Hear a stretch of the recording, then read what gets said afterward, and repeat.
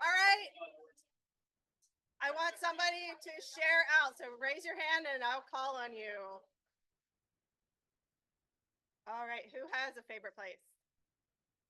Yes.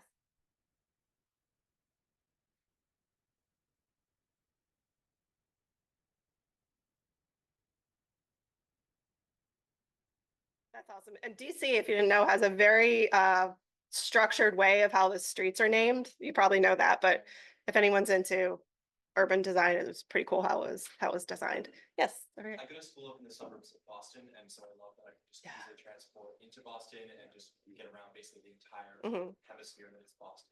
Wonderful. I love Boston too. Yes. I grew up in Mumbai, India, and I never owned a car until I moved to US. Then yeah, I could just like walk around or take a public transit for a definitely miss that. Excellent. Let's do one more. Back there. I lived in New York for 10 years. Okay, so I'm hearing New York, Mumbai, Boston, and DC. What do all those cities have in common? Public transportation. Did they grow sidewalks? What else? Did they grow into big cities recently or a long time ago? A long time ago. And so how do you think that might have shaped the way that those cities grew? Right, they didn't have the cars. So a big challenge that we're facing in the Charlotte area, which I'll talk about, is that we were a very small city until cars were invented.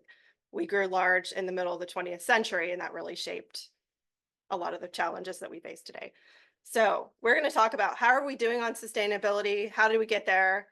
And really want to focus today on how we can do better, how you as an individual can help to make the Charlotte area better. And when I say Charlotte, I know not everybody's from the city limits of Charlotte, not everyone's from Mecklenburg County. So we don't have hard and fast boundaries on what we consider the Charlotte area at Sustain Charlotte.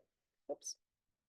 So our definition of sustainability is just the ability to meet our needs today without compromising the ability to meet our needs in the future. But we're facing a big challenge. Our population growth has really skyrocketed and continues to grow. And as you can see, we grew large after cars were invented. So how much is Charlotte's population expected to grow by 2040? So number of additional residents. Any guesses? 40% or like a number. So we're about 900,000-ish now. So 500,000. So there's a little bit of wiggle around this number as trends from working around the pandemic and housing prices and things kind of shake out, but somewhere around 400,000 new residents by 2040. So that raises a lot of questions about where people will live. How do we get around? Will we have access to all the places we need to go in a typical day? What will the air quality and water quality be like? Will we have enough water? Will we still have forests? Will we still have urban trees? So we have to balance the need for people to have places to live, both people who live here now and people who are moving here, but also ensuring that we have a healthy natural environment and that the people who are coming here and live here have ways to get everywhere that they need to go. So this is a series of maps that were created at the Center for Applied GIS Science at UNC Charlotte. And in 1976, there were not a lot of people here. This is Mecklenburg County in the center, and it was UNC Charlotte, so we don't have South Carolina on here. Obviously, that is part of the metro area. And in 1976, the population was just over 1 million people. The human footprint, which is the amount of developed land, so developed land here, per person was 0.08 acres. So 95% of the region was forest and farmland. Only 3% was developed. That's the orange color. 2% of our land was covered in water.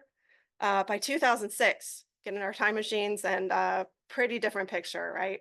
So by this point, the population has not quite doubled since 1976, but the human footprint increased by a factor of 5. That is sprawl. We're spreading out. What hasn't changed though? Two things haven't changed? Yeah, we still have 2% of the land covered in water. So now it's more people, more sprawl, but still the same amount of water. And what else? Pardon? The region geography. Yeah, their geography. There's still just the same amount of land, basic physics, right? And this is a projection of what the region could look like by 2030 if we continue that same sprawling pattern. That has a lot of consequences, environmental, economic, and social. So a loss of trees we have a goal to have a 50% tree canopy in Charlotte, but we are facing a lot of challenges. A lot of our trees are aging. And we have a lot of development happening both in the periphery, that's called greenfield development, and we also have a lot of infill development.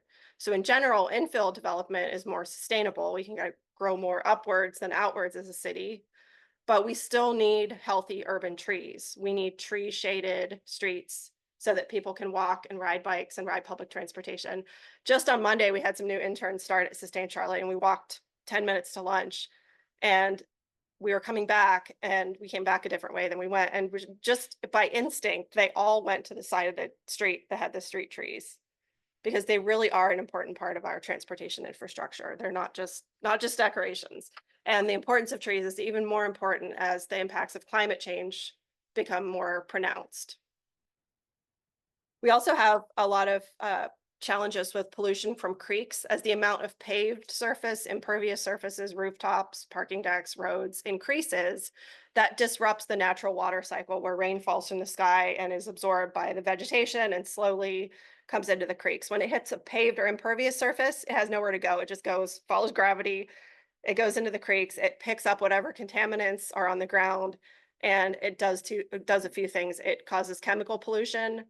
It can cause biological pollution and turbidity that damages wildlife. And it also causes physical erosion. Just the physical force of the water quickly moving into the creeks can cause this type of erosion. We also have a lot of challenges with air pollution in Mecklenburg County. The primary air pollutant for concern for human health is ground level ozone. So we are now in ozone season.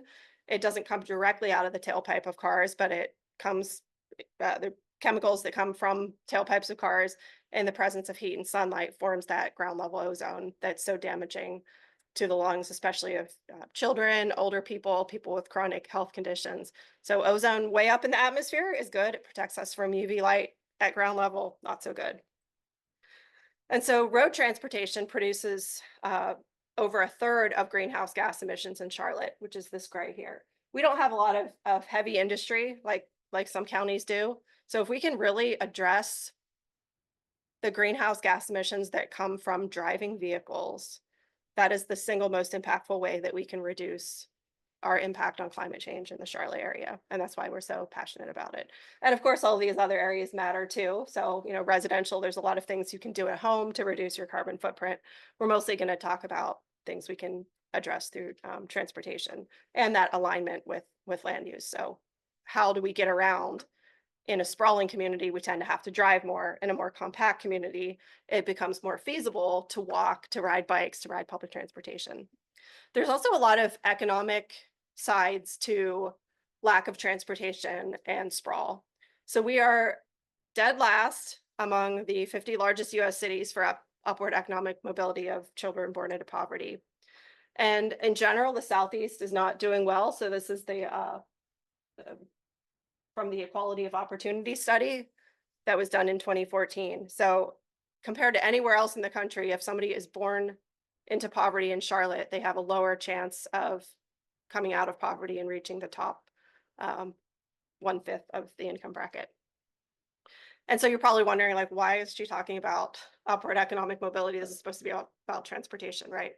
What is the single strongest predictor of whether a family escapes poverty? This came out of the same study. Any guesses? Pardon? Education? That's a great guess. Pardon? Oh, zip code. That's very related, but not exactly. Race. So there are a lot of combinations of factors, but the single one strongest predictor is actually commute time. So if it takes you 3 hours to commute to and from work, which a lot of people have to do if they're using public transportation, does that leave a lot of time to have a second job, help kids with homework, shop for and cook healthy food, all the things that it takes to escape poverty? So transportation is absolutely critical for supporting economic mobility.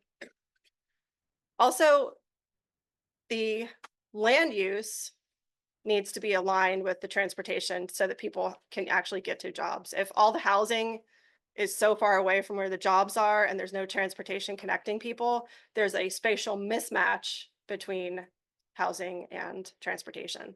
So I want to show you how poverty has changed geographically in Charlotte since 1970. And this is from the Center for Neighborhood Technology. The green color here is percent of households living in poverty. 0% is green, and then you can see as it moves towards red, it's a higher percentage of households in poverty. So in 1970, most of the poverty was concentrated in the uptown area. Still 1980, 1990, we start to see a little bit of moving out towards the less dense areas. By 2000, we start to see a pattern emerging. You might have heard about the arc or the crescent. Has anyone heard that term? Okay, so the arc or the crescent goes from west, north, east Charlotte, and then the wedge of South Charlotte. And of course, these are statistics, right? There are certainly many higher income households in the arc and many lower income households in the wedge, but in general, this is the pattern. By 2012, that pattern is very well defined, even more so by 2017.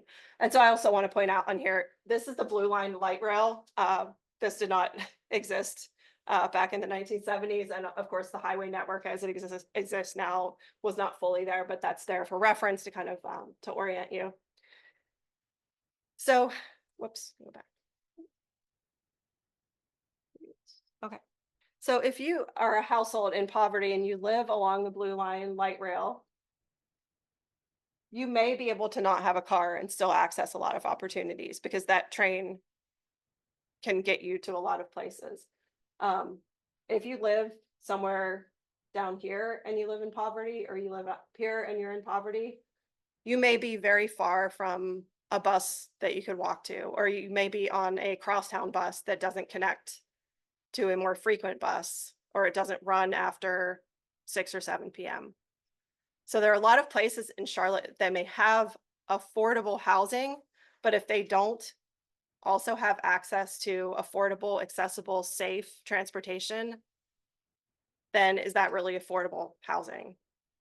It may be the housing is affordable, it's not affordable living. So we like to talk about affordable living instead of just housing. This is from the INRIX Drive Time Visualizer, and I just took a static snapshot of this, but you can run this, and it's an animated version for a lot of cities in the United States. And this is showing you, if you have a car, how far can you get from the center of Charlotte in 30 minutes, 45 minutes, and 60 minutes. So obviously it's dependent on the road network, right? So you can get pretty far to the west on 85. There's not as much of a road network down here to the southwest. But in general, if you have a car, you can get to quite a few jobs or other places you need to go in a typical day in your car. So a car can be a really great tool.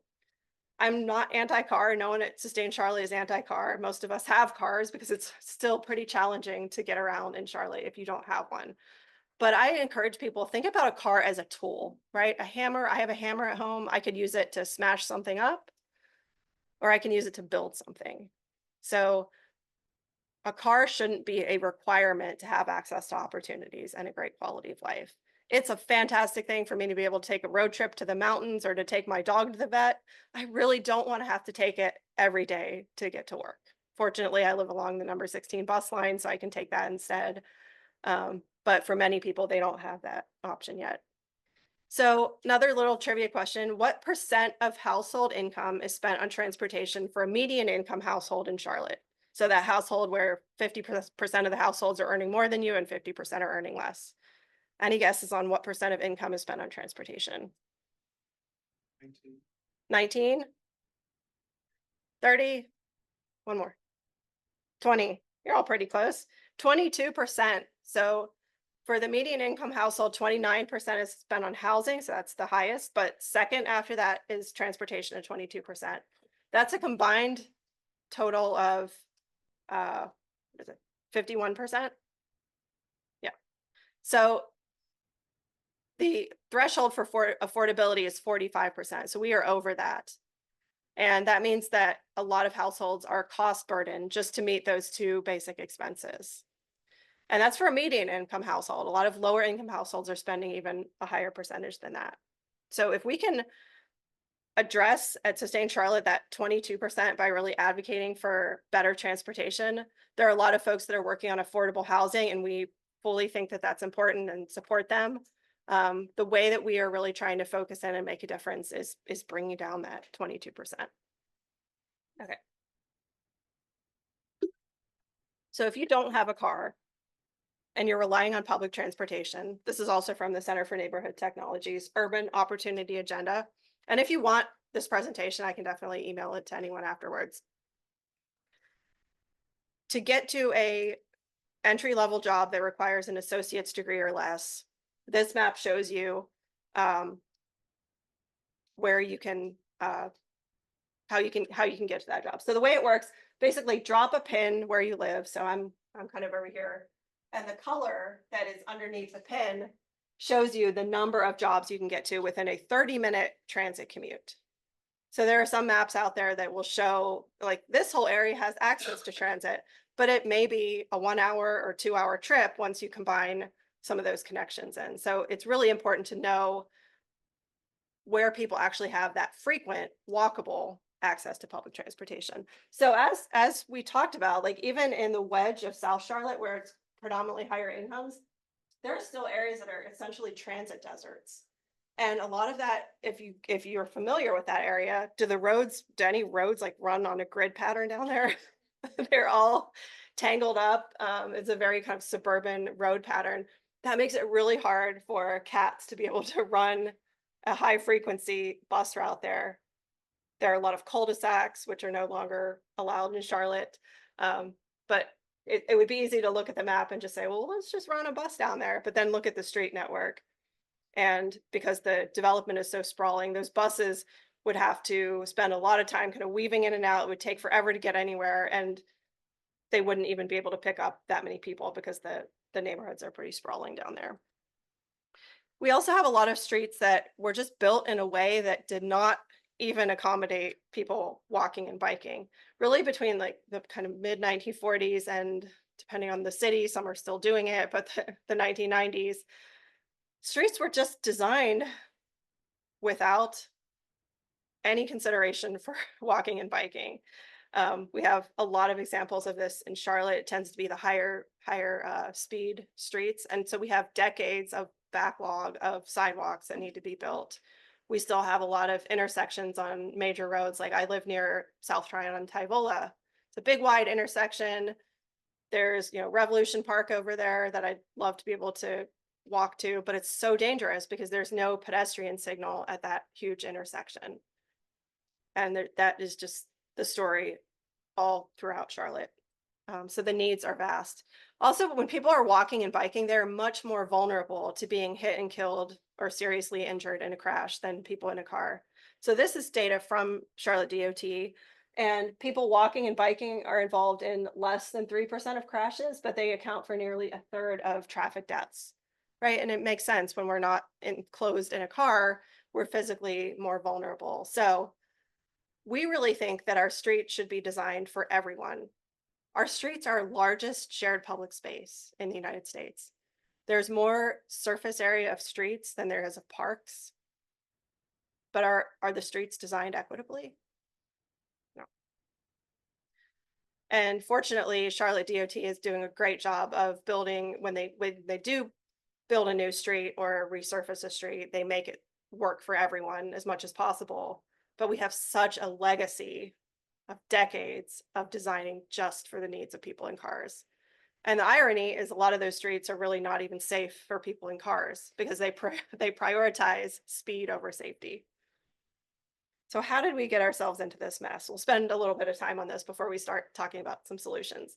Well, we really, really fell in love with cars after they were invented. And I don't know if there was ever actually a car that looked like that. Maybe that was in a science fiction story, but Americans just really fell in love with cars. And then we fell in love with suburbs. And the original intent of suburbs was a healthy idea. Cities were pretty unhealthy places in the 1800s and early part of the 1900s. There was a lot of heavy industry and like slaughterhouses and iron factories right next to homes. And a lot of people died from air pollution and diseases related to poor sanitation. So the original idea of the suburbs was that we can live a bit out in the country, and then we can come into the city to work and get dirty, and then we can go back to our healthy kind of country-like atmosphere. But the first suburbs were not sprawling. A lot of them were called streetcar suburbs. They were built in a way that you could still get around without a car. But those didn't last very long. Or I should say that that pattern of development didn't last very long. And soon people had this little taste of the country, but I don't just want 1/10 of an acre, I want 1/2 an acre. So the pattern of suburban sprawl really spread outwards from there. Once you see this, you're going to want to look at maps of your city and your neighborhood to kind of figure out when it was built. Street design also changed over the decades. And I will say that there are definitely cities that do have more of kind of this warped parallel based on geography. So if you go to a really hilly city, sometimes you'll see much older streets that really have a more warped street network. And sometimes, like in European cities, that was done for defensive purposes as well. So this is not a blanket statement, but in general, streets were built on a grid-like network in the early part of the 20th century. As our desire for privacy increased and the suburbs grew, we really started to just literally warp the street network to the point that by the 1970s and 80s, we had loops and lollipops, then lollipops on a stick. So I grew up in Maryland in a lollipop on a stick neighborhood. It was a wonderful place to be a little kid because the cul-de-sacs were safe. There wasn't much traffic. It was a terrible place to be a teenager who wasn't yet old enough to drive, because in this type of neighborhood, there's so many places I could have walked to. There would have been buses that could have gotten me places. I could have ridden a bike because we could have had, a few of these roads could have focused on travel for cars, and maybe the city could have put a bike lane on one of them, and the traffic would have still worked for everyone.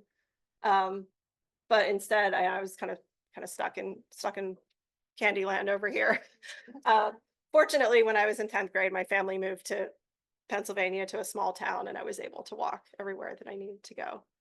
But there are a lot of equity impacts just baked into our physical development patterns. In this type of network, street network, it's much easier to provide good public transportation. It's much easier to say, we're going to put bike lanes here and people can still get from point A to point B in so many different ways. If you're over here and you need to get from point A to point B, there's really only one way to do it. It's also a lot more expensive for cities to provide utilities to that type of network.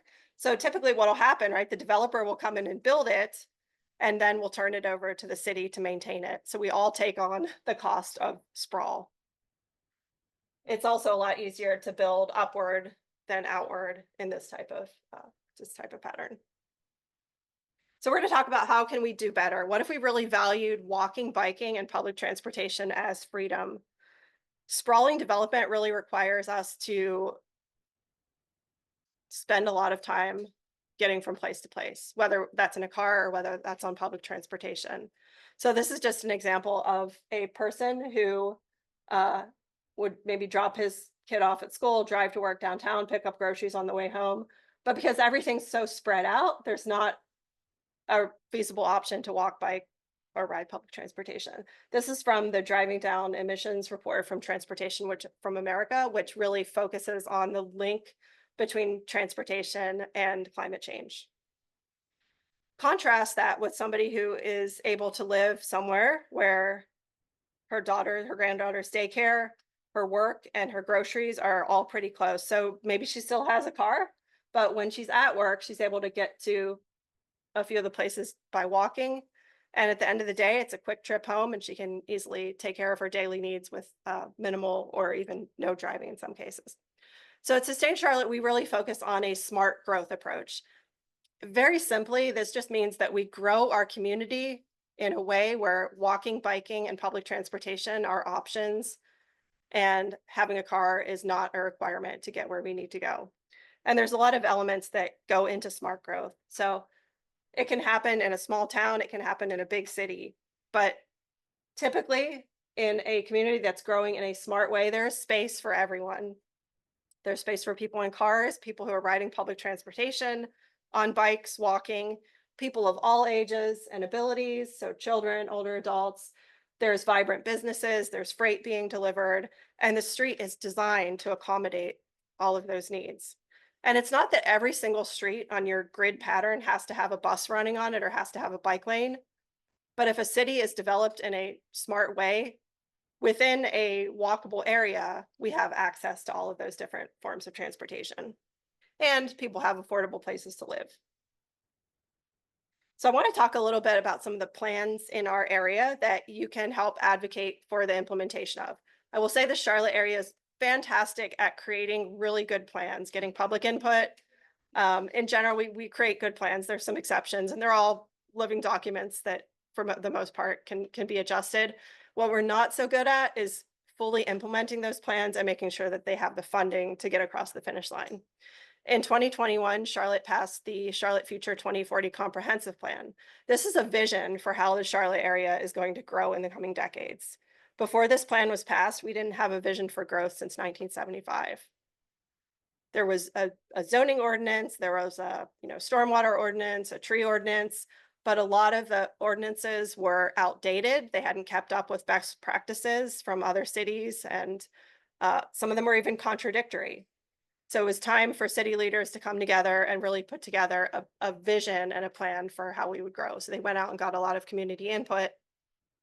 This is a pretty approachable plan. You can look it up online and read it. It has an equity atlas that lays out some of the economic mobility arguments for having a comprehensive plan. So it is a very approachable document. I encourage you to dig into it. And I think it even has an executive summary if you just want the Cliff Notes version. It has 10 goals, and then there are different objectives and measures under them. One that we're really excited about is 10-minute neighborhoods, because it encompasses so much. If we get 10-minute neighborhoods right, it means we've gotten a lot of other things right. So this is the idea that all Charlotte neighborhoods should have access to essential amenities, goods, and services within a comfortable, tree-shaded, remember we talked about the importance of trees for transportation infrastructure, a 10-minute walk, bike, or transit trip by 2040. So it may not be that every single neighborhood is going to have every essential amenity, right? There's already established neighborhoods where we can't just obviously like tear down, the city wouldn't like tear down homes, and they can't do that to build a grocery store, but everyone should have access to those daily needs within a half-mile walk or a 2-mile bike or transit trip. We also need more housing in Charlotte. People are moving here. That's not going to change. Where is it most sustainable for people to move? If they move to the suburbs, that means a loss of our tree canopy, a loss of our green space, and that means they have to commute further to get to jobs. So think about, if you had an older parent that needed to move to Charlotte, or a child that finished high school or college and wants to stay in Charlotte or move back to Charlotte, would they be able to afford to live here? Would they be able to afford to drive?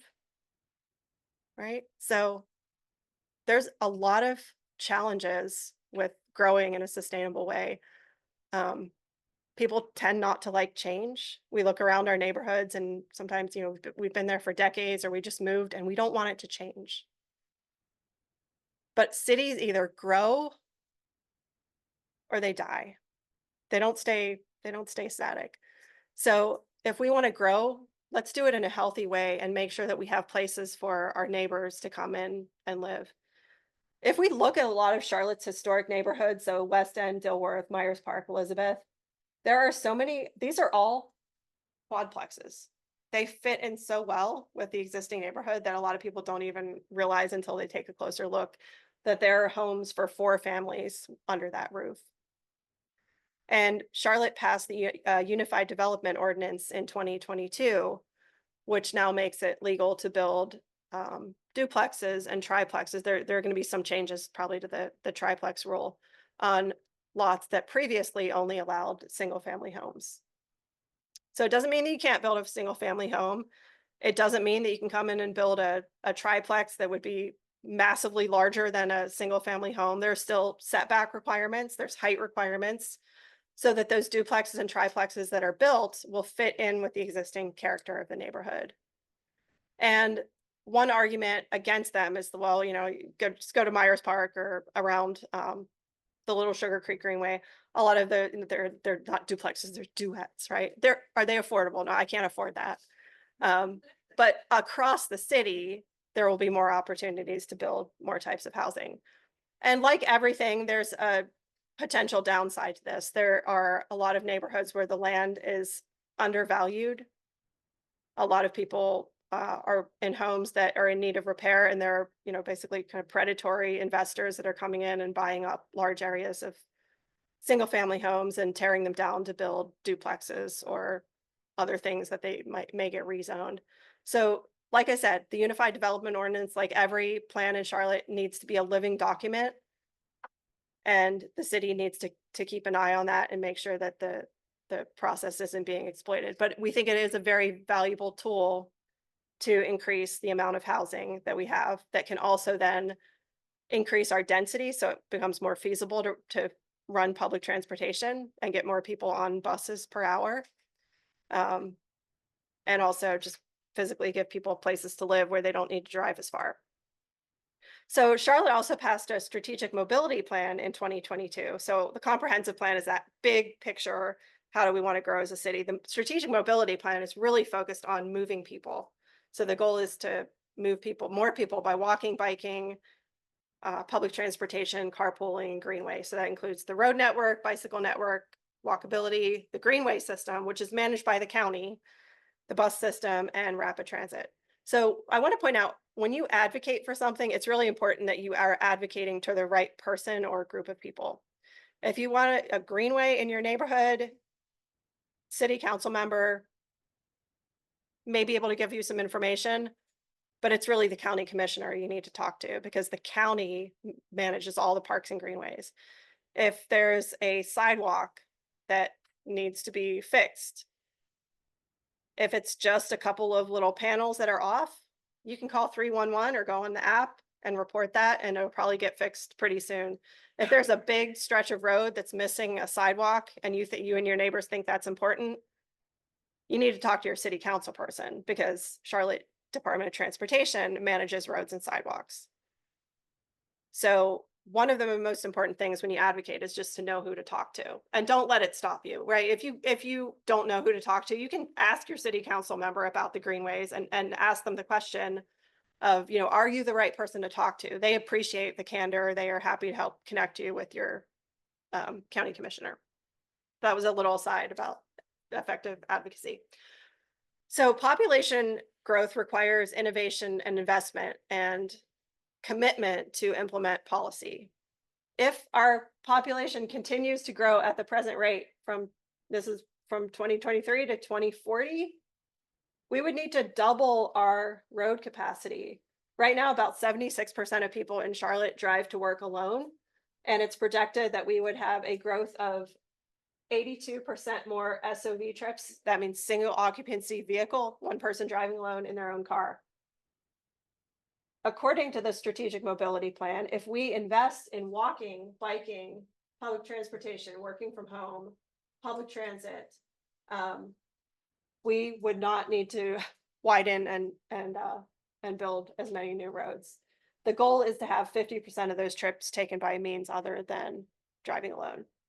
And this is a little graphic of just how much more efficient a street can be if we don't just design it for people in cars. So you can see the second one from the right there is a general travel lane, and the little blue dots are people. So a lot of people are just driving alone, maybe two people in the car, but the cars have to be spaced out for safety, right? It's not like you drive, 3 inches from the bumper of the next car. So general purpose lanes that don't have sidewalks, bike lanes, bus lanes are not very efficient at moving people. They're not even that efficient at moving cars. And if we can carve out some space on our streets, especially on those bus routes where buses are running more frequently, like Central Avenue or West Boulevard or South Tryon, it can become very effective to move people by buses. Also, bicycles are an efficient form of transportation, and sidewalks. Obviously, we can't get as far walking or biking as we could on public transit, but they're very important both for safety and mobility. Also, just zooming way out, transportation needs don't stop at county lines. They don't stop at city lines or town lines. So the Connect Beyond project is a regional mobility initiative to make sure that people are moving efficiently across the region. And there was a really eye-opening example during the process of creating the Connect Beyond plan, that a person who's coming from Cabarrus County to get medical treatment in Charlotte would have to spend like literally all day. They'd have to start early in the morning and go till late at night just to get something like cancer treatment in Charlotte. And a lot of that is because the transit connections for buses are not coordinated across county lines, and they're not efficient, and there's not enough funding. There aren't enough bus lines. There's not enough frequency. And it's critical that we invest in public transportation as a region, not just as a city, not just as a county. Connecting transportation and climate change is also essential. So the city of Charlotte has a strategic energy action plan, or CAP. You may hear more about it today. It has two goals, two time-bound goals. One is a goal that by 2030, the city fleet and vehicles will be sourced from zero carbon sources. But the bigger goal, the one that's going to be harder even to achieve, is a goal that by 2050, Charlotte will become a low carbon city by reducing greenhouse gas emissions to below 2 tons of CO2 equivalent per person annually. And that's going to require everyone's participation in some way, whether they know it or not. It means making our homes more energy efficient and the way that we power our homes more climate friendly, reducing our dependence on fossil fuels. It's also going to mean that as Charlotte grows, we need to grow in a way where we don't have to drive fossil fuel burning vehicles as much. We need to invest in bike lanes, sidewalks, safer intersections, public transportation. Yes. What's that value currently? I think at the time this CAP was published, I think it was 12. So I don't know the actual value now, if there's been a summary. Yes. Yeah, we've got a lot of work to do on that one. Yeah. All these people are moving to Charlotte. That value did not even include consideration, because this is very still emerging science. That doesn't even include the people that are moving here because of climate change that's already happening and is likely to get worse in the coming decades. Already, there are insurance companies that are completely just not issuing homeowners insurance policies in entire states like Florida and California because of the risk of hurricanes, wildfires, and other natural disasters. So the area, this is from, where is it from?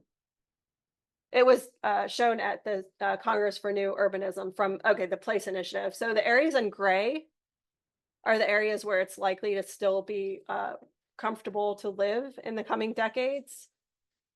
And so not a lot of places. West Virginia's got it going on. So if you're looking to buy some land, maybe West Virginia would be a good place. And then the bubbles are the size of the city. You can see, so Charlotte is actually kind of well positioned. We're definitely even now seeing impacts of climate change, but we're not right there on the coast. We're getting where they're getting the worst of the flooding and hurricane risk. So we are pretty likely to see a lot of folks moving here voluntarily, and then probably involuntarily as climate change gets worse. So we need to be ready for that population growth, as well as the population growth that's just coming because we're an awesome place to be, right? So moving on to ways to get involved and how you can be an advocate. A lot of people don't really know how to talk to elected officials. So we already mentioned knowing the right elected body to talk to, or the right elected official to talk to, is important. There's a lot of ways you can do that. You can go in person and sign up online. You can just, if you live in Charlotte, you can Google speak at Charlotte City Council meeting, or if you live in Mecklenburg County, speak at Board of County Commission meeting. If you live in any of the towns, they also are going to have a town or city commission. They all have what's called a public forum or public comment period, at least once a month, sometimes twice a month. And you can sign up to speak. Usually it's for 2 to 3 minutes on pretty much any topic that comes to mind. And so you go to the meeting and you share your comments. I encourage you to have a printed copy, enough to give each council member and you can hand those to the city or town clerk and they'll distribute those. But in general, they really like to hear from people that want to see investment in solutions. So you're likely to actually get a response from some of them. So put your email there on the form, and then you can follow up with them afterwards. And so that's a good way to get your request on the public record. You can also email or call your elected officials. They're all definitely going to have email addresses. A lot of them will host town hall meetings, so you can follow them either on Facebook or sign up for their newsletter. And that's a good opportunity to go, and they'll be at the front of the room talking about an issue. You can raise your hand and ask a question, or you can come up and talk with them afterwards. You can also invite them to a neighborhood meeting or a PTA meeting to talk about issues of concern. Like, if you're worried that the kids are walking to school and there's a sidewalk gap or something, or we would like to see a better connection in our neighborhood to the greenway. It's a really powerful opportunity to bring them out to come and actually see the challenge that you're facing. If you're not making progress just talking with them, then organizing neighbors or whatever group you're with to create a petition for something or a statement of support for something that, for example, like a greenway segment that hasn't been funded for years or decades that you really want to see prioritized, a petition can be a really powerful way to attract some attention. Also, whether we use public transportation or not, or walking or biking, maybe you still have to drive to work, but by advocating for transportation choices, you are helping your neighbors and coworkers get where they need to go. You're also maybe freeing up some space on the road, even if you do have to drive a car. We also try to support bike and micro mobility infrastructure. So scooters, I know there's still a lot of challenges with where do they park. They're really not ideal to have them on the sidewalks, but there's not really space on the roads for them. We want to see more bike lanes for people of all ages and all abilities all throughout Charlotte. So starting back in 2015, we started to advocate with the community for just one east to west connection, west to east, east to west, both directions, to connect Irwin Creek Greenway in the west to Little Sugar Creek Greenway in the east. And we started out by partnering with Charlotte DOT on a demonstration project where we literally put bales of hay and cones and plants out on 5th and 6th Street and put some chalk down to test the concept, to show that it could be done. There are so many ways for cars to get east and west across uptown safely. There was not any separated path for people on bikes. So by demonstrating that it could be done, we were able to move from just the demo project to actually getting the pavement markers, and now there are actual vertical separations and concrete curbs and a lot that makes it safer for people on bikes. So demo projects can be really important. You can also advocate for pedestrian infrastructure. I live on South Tryon Street, and when I take the bus to work, I used to have to dart across 4 lanes of traffic. It's just 2 lanes in either direction with no median.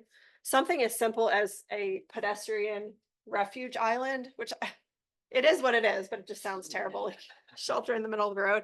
Believe it or not, though, it would have been better if the road had been designed properly in the first place for everyone, but it makes it much more comfortable for me to cross the street, knowing that there's a place that I can wait if there needs to be a break in traffic before I can cross. You can also organize a mobility audit. Don't do this right before tax season because people are afraid of the word audit, but it is a really interesting tool. And we did a project called Walk to Transit that you can check out, and you can download the report. We basically crowdsourced where are the 10 least walkable bus stops in Charlotte. And we went out, and it's a forum based on a project that AARP did because they wanted to make sure that older adults could safely walk throughout the community. And you can really just kind of copy and paste the banks of questions to match the stops along your walkability audit. So you can walk along a sidewalk and there will be questions like, is the sidewalk wide enough for 2 people to walk comfortably side by side? When we're crossing the street, is there enough time for the light there to let us comfortably get across the street? Are there any cracked sidewalk panels? And then you and your neighbors can share those results with Charlotte DOT staff. You could share them with your city council member. If there are just some minor issues, like if a street light is out, you can call report that on the app or on to Duke Energy, and they'll replace that. It's not like they have someone just driving around your neighborhood looking for streetlights that are out or a cracked sidewalk panel. But if you report that, those very minor problems on the 311 app, there's a good chance that'll get fixed pretty quickly. Again, there's, you know, those bigger issues, that's where you would want to talk with your city council person. So let's take a moment. If you have a phone or your neighbor has a phone, pull it out. And most people have Google Maps already on their phone. But what you may not know is that if you put in a destination and origin, the default is that it's going to show you how to get somewhere by car, right? You can also tap on the little walking icon or the biking icon or the public transportation icon. So just check it out and put in a couple locations and see if there's a public transit route. I will say for the biking route, it does not always give the safest options. Anytime that, and I'm the person that I prefer to bike on greenways and rail trail and neighborhood streets. I'm not like riding my bike down South Boulevard. So I would encourage you, if it gives you the biking option and you're not a really hardcore cyclist, check it out when you're either in a car or like on a Sunday morning when there's very little traffic. Yes. There's also an option in Google Maps to show bike lanes Mhm. and tell you what kind of coverage the bike lane has, whether it's protected or online or Mhm. just shared road. Right. So for the biking route option to like gauge safety and stuff, Mhm. you can also turn that on. Yeah, that's a great idea. There's so few right now, so few protected bike lanes in Charlotte, but hopefully we're going to get more of them. Yeah. Yes. Yeah, as somebody who is very car light and uses the bike lanes a lot Mhm. and sometimes just has to deal with the Mhm. wild gaps we have, Google Maps is a good starting Yes, point. It is exactly. not a good like route solution, Yes. at least in Charlotte. Mhm. Like if you have no idea, see what Google Mhm. says, and then look at it. And over time, as you commute that way, Mhm. you'll learn where the little connections are. Like there's a little way to get from like Scaly Bark Road to the Park Road Shopping Center Mhm. that Google doesn't know about because there's a pedestrian bridge Mhm. that connects two little Yes. neighborhoods together, and it completely changes Mhm. everything. Yes, that's a great point. How do you feel about the transit? The Cats app? The transit, I haven't really used that much. it's just walking directions. Okay. Cool. Yeah, it's always good to know new tools. So yeah, Google Maps for biking, it's kind of like a dating app. Like it's a good way to like meet someone, not a good way to get to know them. Yeah. Yeah. And even that's arguable. Yes. So mention that.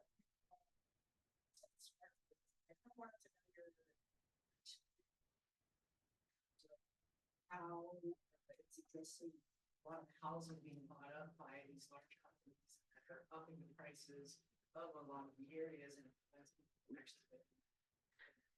Yeah, that's a huge challenge right now. I will say it's a bit outside of the scope of our mission. We are really focused on the form of how that growth happens, where housing is being built, and whether that aligns with transportation or not. But it's definitely an issue of concern. And I know that there are some groups that are working on it. We're part of a coalition called Neighbors for More Neighbors that's advocating for more housing abundance and choice. So I know that, Dream Key Partners, Habitat for Humanity, Goodwill are also partners in that, Leading on Opportunity. Mhm.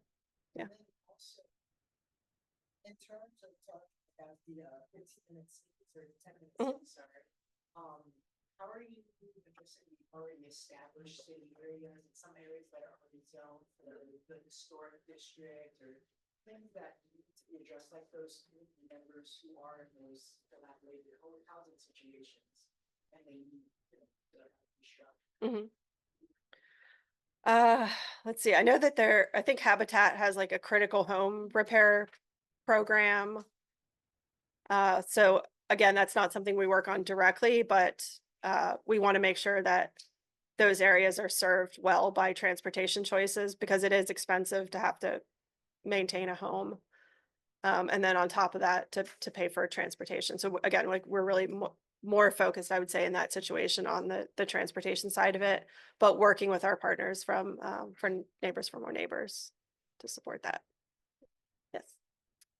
Just, as a clarity around the mobility part for, individuals that use different devices. I know we're talking about mobility, but what are the plans when it comes for our seniors and disabled citizens that use the sidewalks, but even if the sidewalks currently now is still unsafe? What type of design is going to be created to allow that walkability, or not all seniors can walk. So as far as we say Yeah. walkability. Right. Yeah. Mobility, yeah. Right. So it's like, what the intentionality of Yeah. making sure that, those, roller scooters, Mhm. they don't hit those Right. spots with the bridges on the actions. Have family members that are challenged with disability, and then just understanding the type of conversations and intentionality. Right. Yeah.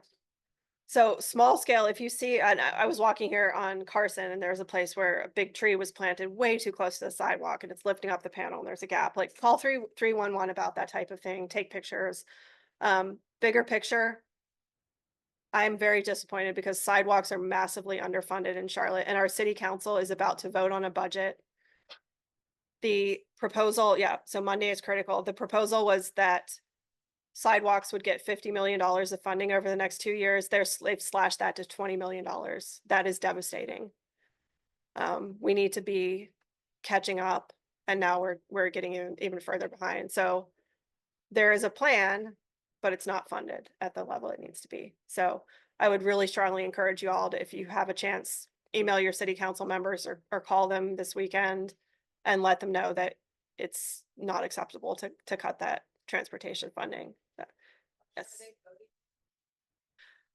They're having a budget meeting. I don't think the final budget vote is on Monday, but with every one of these meetings, the budget gets more and more solidified. So contacting them before Monday is pretty critical. Yes. So, it's a nice way to get engaged with the city, council member, Mhm. everything was streets owned by city, but Mhm. I live next to intersection. Yeah. NCDOT. So I've tried 311, but I get Yeah. pushback because it's city. Right. Yeah. So So how do we advocate or like get that yeah. funded or like, I don't. This is a big challenge. So Charlotte DOT has the strategic mobility plan. They're very innovative about street design. You can talk to your city council member and have a lot of influence. Any of the state sign routes that have a number, those are probably managed by NCDOT. And I will say they were much more focused on just like trying to move as many cars as possible, not as focused as Charlotte DOT is on safety. I'll just be frank. It's more challenging to work with NCDOT because of that. And that is where you would probably want to contact your state representative and let them know because they are going to be more connected with NCDOT. But it absolutely doesn't hurt to talk to your city council member as well. They can sometimes have a voice in that process. I just have a couple more slides about some of our upcoming events and then want to make sure I get you out on time, but I'm happy to stick around for questions. We do a lot at Sustain Charlotte, not only to directly advocate, to give people advocacy opportunities. A great way to get involved is to follow us on social media. We're on Facebook, X, I keep wanting to call it Twitter, and Instagram. And we also have a weekly newsletter that comes out every Saturday. So for example, the one that came out this morning has an action alert in it that shows the breakdown of the cuts that City Council is proposing in this city budget. It has a link there where you can contact city council members. So really encourage you to sign up at our newsletter, for our newsletter at our website, sustaincharlotte.org, and you'll be able to get that every Saturday morning. We also do a lot to just kind of encourage people to try different forms of transportation. So hold the date, October 27th is a Sunday afternoon for Biketoberfest. It is a really fun, it's a beginner friendly, there's even a walking route exploration of the area kind of from uptown to a couple miles out. There's a, more beginner route. There's a route for people who are really more avid cyclists. And it has a lot of stops along the way where you can try samples of things from businesses and get discounts and do fun things. So it's a really fun way to spend an afternoon with your friends and family and meet new people and just explore like the idea of what if it was this easy to get around everywhere in Charlotte by bicycle. We also just want to celebrate all the people that have supported us for the past couple months. We've been advocating for more funding for parks and greenways. That was successful. A lot of people signed a petition, probably a lot of you. County Commissioner Elaine Powell made a motion to increase the funding for some parts of parks and greenways. That motion passed, and there is more funding. So we're going to see some better maintenance in parks, and some of the greenway segments get built faster as a result of your voices, as well as the county commissioners agreeing that was important. And even though we're facing a challenge here with the city budget, hundreds of people have signed a petition to increase funding for the bicycle program beyond the $4 million a year that it's been getting. And it's not enough to fully implement the plan. So again, right, I said Charlotte is great at creating plans, not always so good at following through on the implementation of funding. Nevertheless, we are going to get together in Freedom Park and celebrate on June 26th from 6 to 8 p.m. So if you go to our website, you can just sign up for that. We'll have hot dogs, hamburgers, and a big cake from Costco, which is my favorite. So join us. And we talked about the importance of trees as infrastructure to support us as climate change worsens. It's already pretty hot in Charlotte in the summer. It's not even really into the summer yet, and it's already pretty hot. So join us on July 25th. We're still nailing down the venue, but we'll have that by the end of next week, 6 to 8 p.m. And you'll hear from folks from the city and from Trees Charlotte about how we can help support a healthy urban tree canopy. And finally, feel free to contact me if you want like a copy of this presentation. If you have other questions, sign up for our weekly newsletter, and then follow us on all the socials. So you are free to go if you'd like, but also I'm happy to stick around for any questions you may have.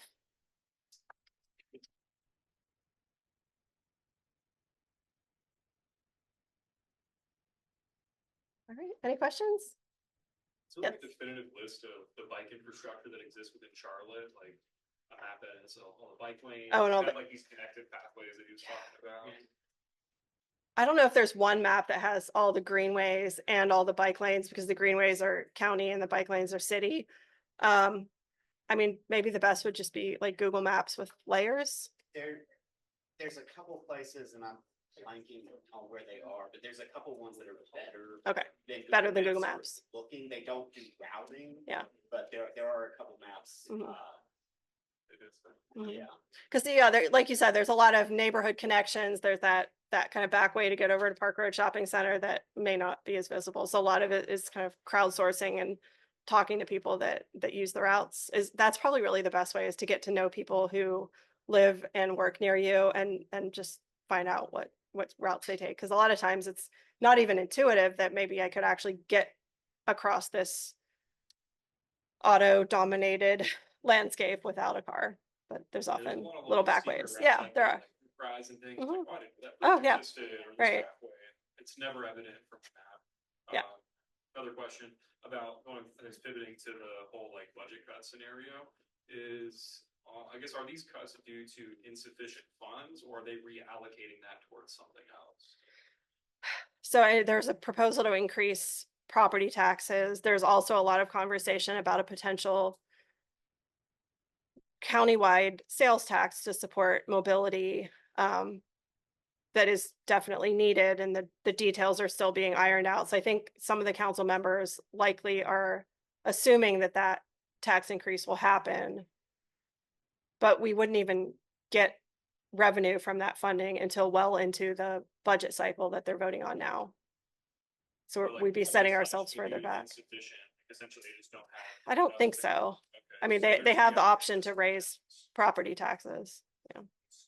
Just curious what programs that money is going to instead of Mhm. mobility. I don't know that.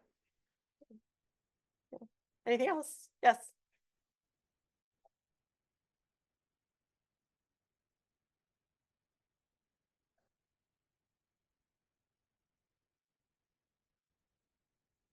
The city is doing a lot to support electrification of the bus fleet, as well as the fleet of vehicles that city employees use. They're making really good progress.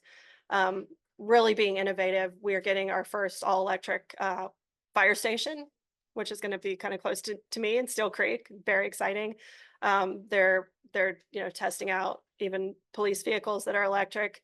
So yes, like huge investments being made. It takes obviously a lot of charging infrastructure, and for the buses, it takes a lot of space because it takes, the vehicles have to charge overnight.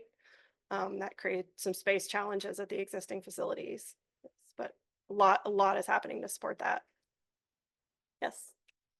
There's some sort of cultural identification with owning a car and being sort of independent of transportation.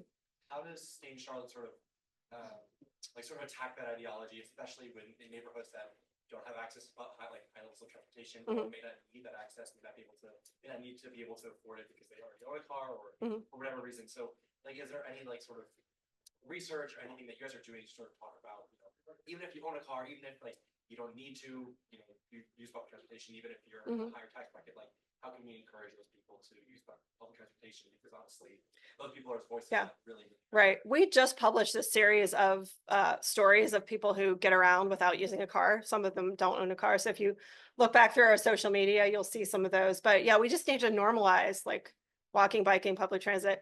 Before my friends and neighbors knew that I worked at Sustain Charlotte, they saw me waiting for the bus and they just assumed my car was broken down, and they asked if I needed a ride to work. Or they'd see me walking a mile and just is something wrong with your car? So I think a big part of what we can do is share those stories publicly, and then be an example. If you walk or bike or ride the bus to work, invite one of your coworkers or neighbors who lives or works near you to do it. And I think a lot of breaking that stigma is just by getting out and doing it. Because if I lived in New York or DC and I rode the bus or metro, nobody would assume that I am too poor to own a car. But in Charlotte, we still have, in a lot of the South and less dense cities, we still have a lot of that stigma.